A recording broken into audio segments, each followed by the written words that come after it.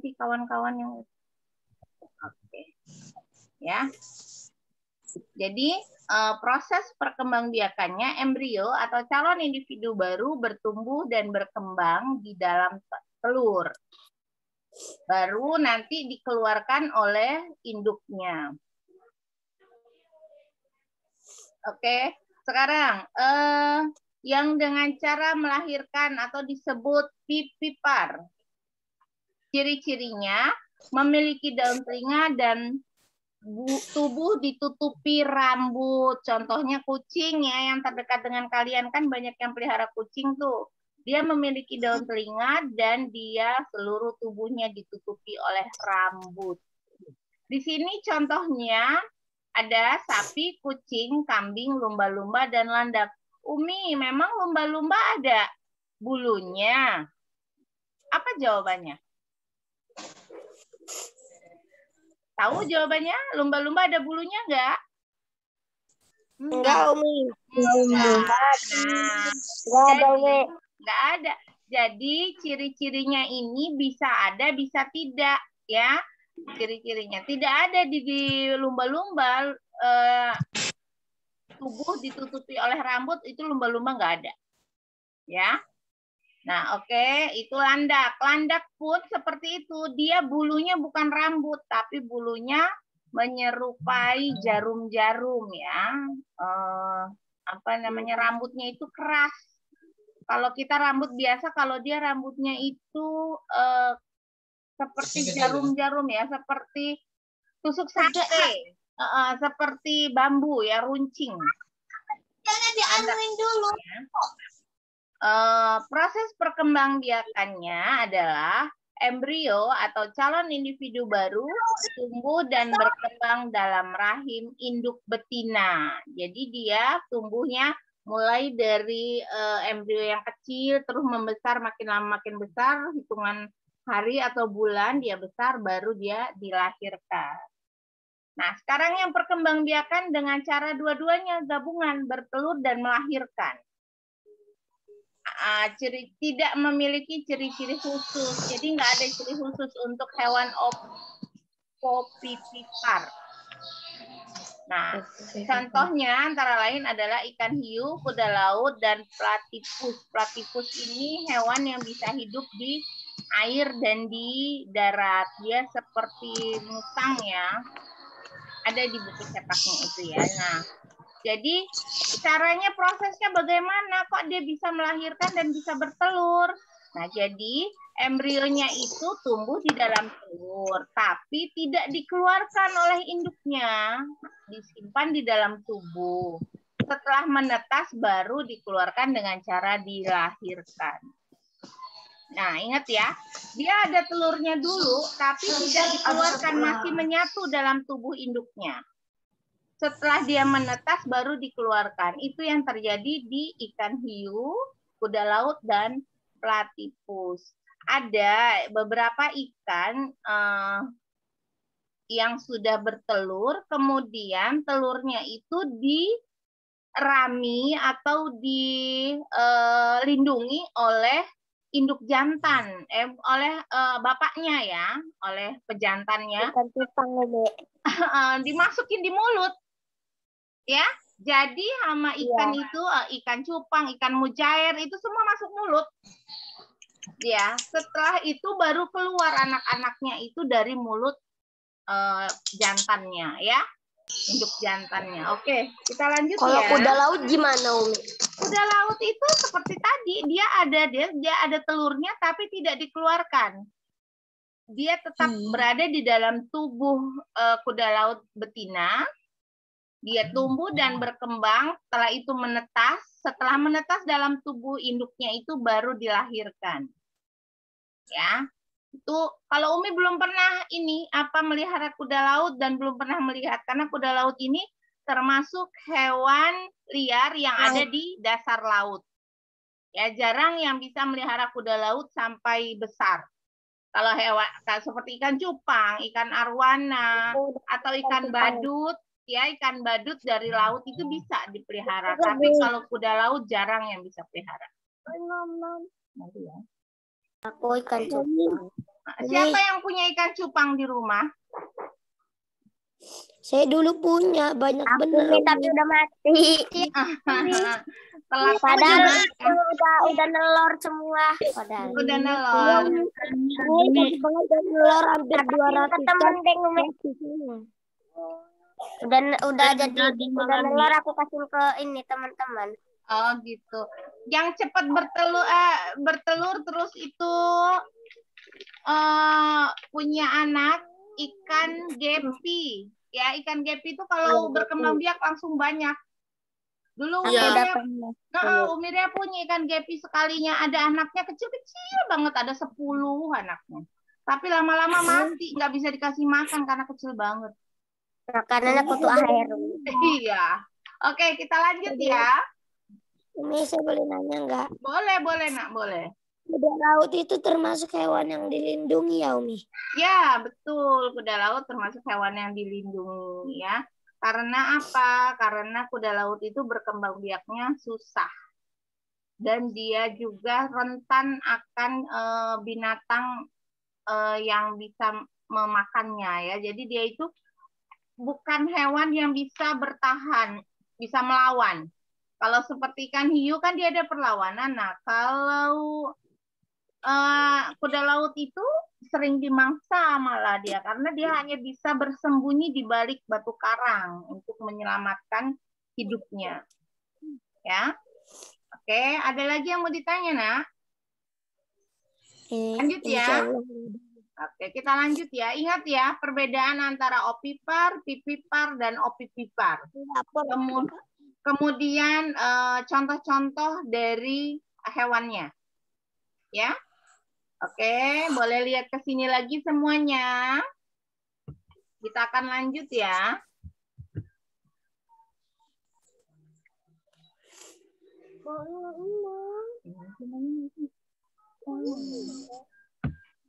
Bentar, macet.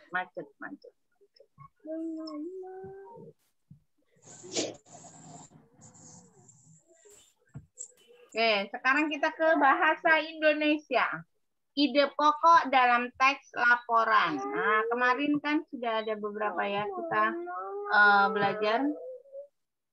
Ide pokok adalah gagasan atau masalah utama yang dibahas dalam sebuah paragraf atau alinea.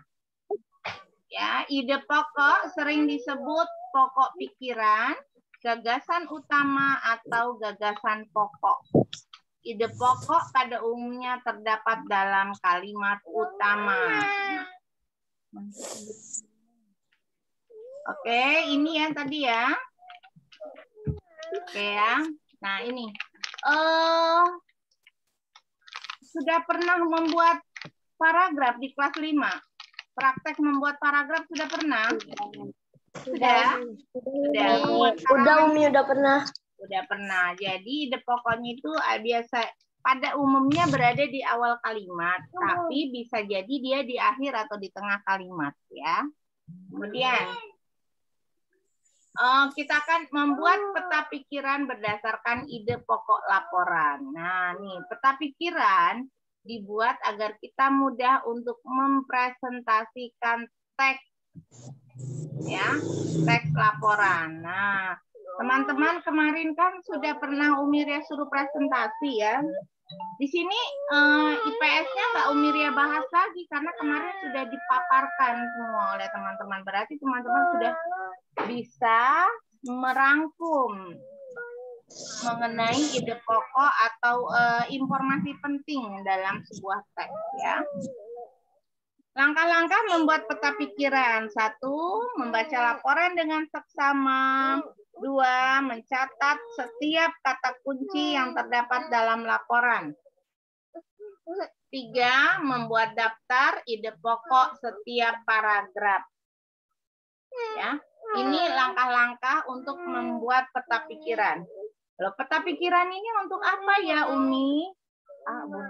Sebentar ya, Nak. Umiria ada trouble ini dengan adik ini. Donat dilihatin kakak-kakak. Oke ya. Untuk apa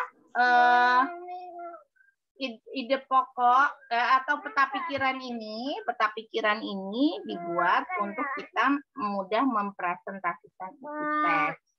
Nah, dan juga untuk sekarang lihat lagi. Informasi penting dalam teks laporan dapat berbentuk fakta dan sebentar.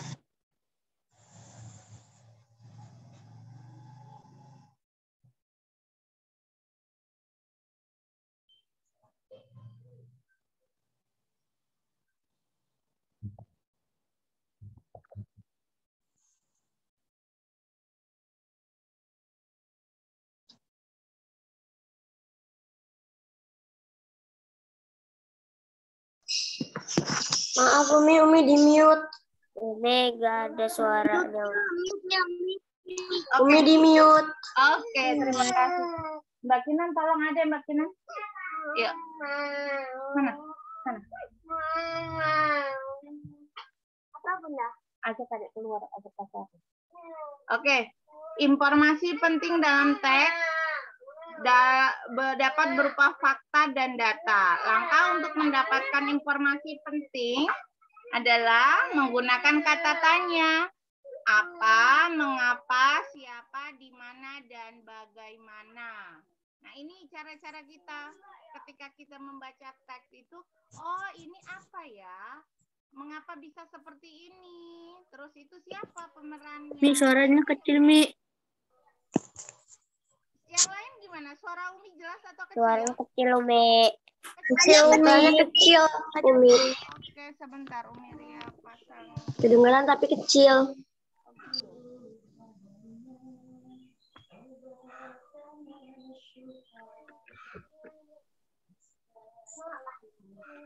Oke. Sekarang gimana? Sudah besar atau masih kecil? Udah, Umi. Sudah besar, Umi. Ya, jadi langkah-langkah untuk mendapatkan informasi atau fakta, data yang ada di teks laporan itu adalah dengan cara menggunakan kata tanya. Apa, mengapa, siapa, di mana, dan bagaimana. Apa ya kira-kira isi dari teks ini? Terus itu mengapa bisa seperti ini? Siapa saja yang ada di dalam tulisan ini, teks ya, tokoh-tokohnya. Kemudian di mana kejadian ini terjadi, lokasinya, terus itu bagaimana bisa terjadi. Nah, ini langkah-langkah untuk kita bisa mendapatkan fakta dan data dari sebuah laporan. Oke, teks laporan ya. Lanjut, membuat simpulan berdasarkan informasi penting teks laporan. Setelah membaca isi teks laporan secara keseluruhan, kamu akan mengetahui informasi penting yang terdapat dalam teks laporan tersebut dan buatlah simpulan berdasarkan informasi penting tersebut. Nah, jadi kalau kita sudah dapat peta pikiran tadi, kemudian sudah dapat fakta dan data, baru itu informasi penting itu bisa kita list, itulah kesimpulannya.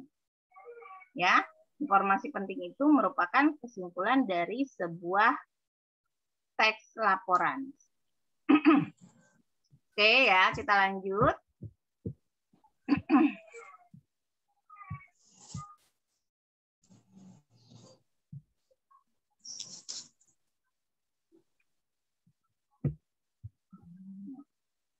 Bentar, macet dia.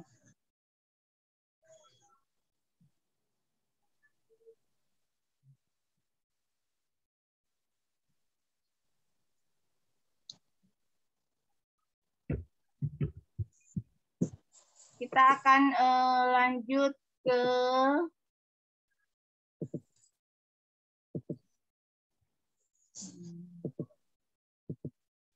SBDP ya.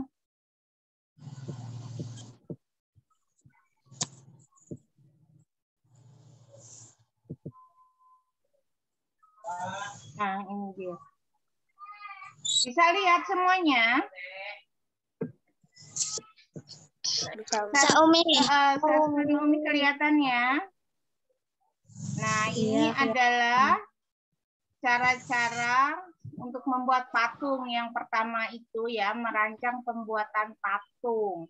Sebelum membuat patung, sebaiknya membuat rancangan terlebih dahulu. Tujuannya adalah agar karya patung menjadi bagus dan sesuai keinginan. Jadi kalau kita nggak buat rancangan dulu, patungnya nanti nggak sesuai dengan keinginan. Maksudnya mau buat gajah, malah jadinya jadi jerapah. Ya Di kan? depan ada orang. Oke. Nah, tahapannya membuat rancangan patung itu pertama membuat sketsa dulu. Sudah tahu sketsa ya? Pelajaran kelas 2 ini sketsa ini. Apa itu sketsa? Abang nggak mau ya? Siapa yang tahu sketsa? Riki, Syafiq, Indah. Sketsa. Sini kakak suapin. Itu suara siapa ya? Bocor loh. Kedengeran sama Kak Siva ya, Siva. Di-unmute, Siva. Biar kawan-kawannya nggak terganggu. Yuk, lanjut ya.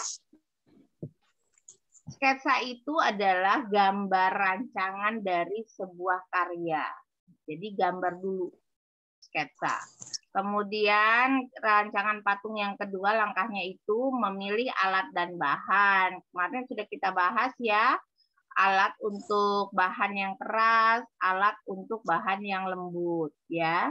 Kemudian memilih teknik pembuatan. Nah, seperti kalau dia bahan yang lembut itu bisa dibentuk dengan tangan atau bisa menggunakan alat, ya. Kemarin alatnya apa? Blister ya, yang seperti pahat tapi dia kecil-kecil, ya, itu ya. Itu adalah tahapan dalam membuat rancangan patung. Nah, sekarang penerapan nilai sila keempat Pancasila. Nilai yang terkandung dalam sila keempat Pancasila ada 5.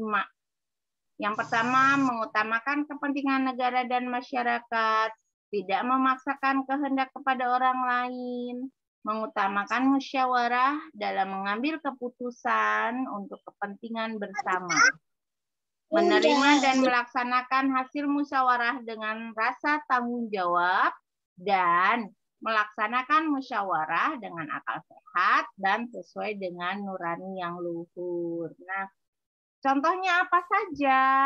Contoh pengamalan sila keempat dalam kehidupan sehari-hari. Untuk bapak-bapak, orang dewasa itu melakukan musyawarah untuk menentukan jadwal ronda. Kemudian mengikuti pemilihan umum, itu untuk orang dewasa. Untuk kita, mengikuti pemilihan ketua kelas, kemudian tidak memaksakan kehendak dalam suatu musyawarah yang diikuti. Ini untuk anak-anak ya.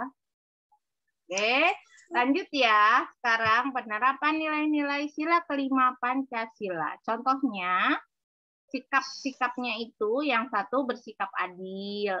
Kemudian menjaga keseimbangan antara hak dan kewajiban. Jika terjadi kesenjangan antara hak dan kewajiban, ini akan menjadi kerusuhan. Menuntut hak tapi tidak menjalankan kewajiban, itu akan terjadi masalah. Ya, kemudian menghormati hak-hak orang lain. Kemudian itu suka memberi pertolongan kepada orang lain. Tidak boros dan bergaya hidup mewah. Nah, ini nggak boleh sok-sokan. Dia boros, dia nggak punya uang, tapi sok mau hidup mewah. Itu nggak boleh ya. Tidak melakukan perbuatan yang merugikan kepentingan umum. Ini salah umum itu ya, kurang huruf K ya. Kemudian yang terakhir, menghargai hasil karya orang lain. Walaupun hasil karyanya itu lebih jelek dari punya kita, dari karya kita, tapi kita tidak boleh menghinanya atau mencelanya. Pajar mulutnya, kalau anggap ditutup pajar. Ya, gitu ya. Jadi kalau kita melihat ada karya teman itu lebih jelek dari punya kita, nggak usah dikomentarin. Cukup dilihat saja, atau bisa jadi, wah hebat kamu udah bisa berkarya. Dengan komentar seperti itu berarti kita menghargai hasil karya teman-teman. Sampai di sini penjelasan Umi di tema 1, subtema 2 ya, karena waktunya sudah mau habis. Pertanyaannya boleh lewat japri ke Umiria ya. Hari ini tidak ada tugas. Umiria tugaskan untuk mengulang tema 1 karena pertemuan berikutnya kita akan UH. Oke? Paham tuh? Fahim Naomi. Umiria tidak beri tugas, tapi Umiria minta kalian mengulang tema 1